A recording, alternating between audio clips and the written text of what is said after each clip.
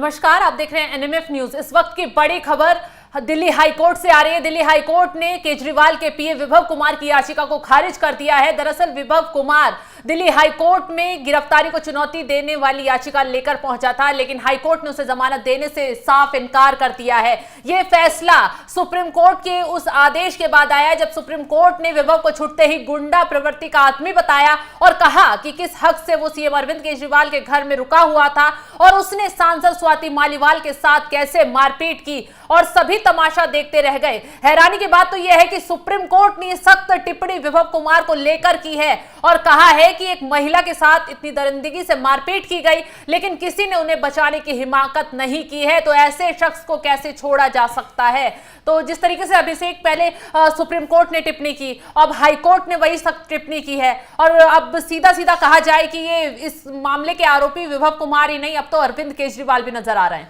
बिल्कुल, देखिए जिस तरीके से अरविंद केजरीवाल अपनी गिरफ्तारी को लेकर पहुंचे थे कोर्ट के सामने कि मेरी गिरफ्तारी असंवैधानिक है, अवैध है और उस गिरफ्तारी को ही खत्म कर देना चाहिए, ठीक वैसे ही विभव कुमार ने भी याचिका दाखिल की कि मेरी जो गिरफ्तारी है वो गलत है, अवैध है, क्योंकि मामला 13 मई का है और गिरफ्तारी 18 मई के दिन हुई, जिस वक्त वो खुद सरेंडर करने के लिए पहुंचे थे या फिर कहें कि जांच में सहयोग करने के लिए पुलिस के पास पहुंचे थे, तभी उन्हें गिरफ्तार कर लिया गया। तो जैसे अरविंद केजरीवाल अपनी गिरफ्तारी को अवैध बता रहे हैं, वैसे ही विभव कुमार भी अपनी गिरफ्तारी को अवैध बता रहे हैं। तो जिस लाइन पर गुरु है उस लाइन पर चेला तो चलेगा। जिस तरीके से आपने कहा कि माननीय हाईकोर्ट ने यह भी कहा कि क्या मुख्यमंत्री आवास जो है वो किसी का निजी बंगला है, मतलब अगर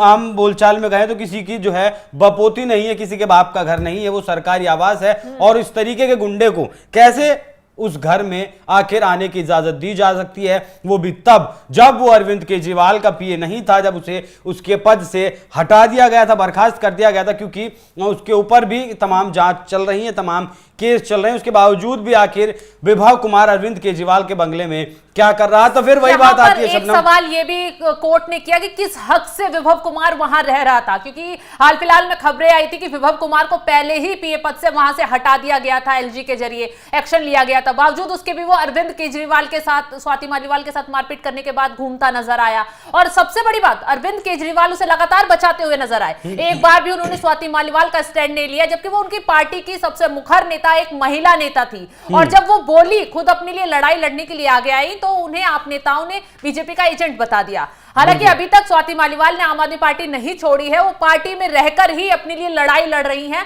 और अभी तक सुप्रीम कोर्ट की टिप्पणी के बाद भी एक भी आम आदमी पार्टी का नेता सामने नहीं आया है ये कहने कि हाँ स्वाति मालीवाल के साथ गलत हुआ। हालांकि संजय सिंह ने ये पहली बार कहा था कि स्वाति मालीवाल के साथ जो मारपीट हुई है उन्होंने एक्सेप्ट किया था, उसके बाद उन्होंने ये कहा था कि इस मामले की जांच के बाद एक्शन लिया जाएगा, लेकिन अगले ही कुछ दौर में वो भी अपने बयान से पलट गए, वो भी विभव कुमार के साथ नजर आए। तो कहीं ना कहीं कुछ ऐसी अंदर कुछ बातें हैं अभिषेक जो छुपाने की कोशिश आम आदमी पार्टी की तरफ से की जा रही है, जिससे विभव को बचाया जा सके। देखिए, विभव कुमार जो है अरविंद केजरीवाल के साथ 2012-13 से है और स्वाति मालीवाल उससे पहले से हैं, लेकिन बावजूद इसके भी विभव कुमार को जो तवज्जो दी गई वो दिखाता है कि विभव कुमार के पास अरविंद केजरीवाल के वो राज दफन हैं, बहुत सारे राज हैं जो अगर खुल गए तो अरविंद केजरीवाल बर्बादी की कगार पर पहुंच सकते हैं। इसको माननीय कोर्ट का ये भी कहना रहा इस मामले में कि अरविंद केजरीवाल भी इस मामले में उससे ज्यादा दोषी हैं, विभव कुमार से ज्यादा दोषी हैं, क्योंकि उनके बंगले में, उनके सरकारी आवास में ये सब घटनाएं घटी हैं। तो इस बारे में हम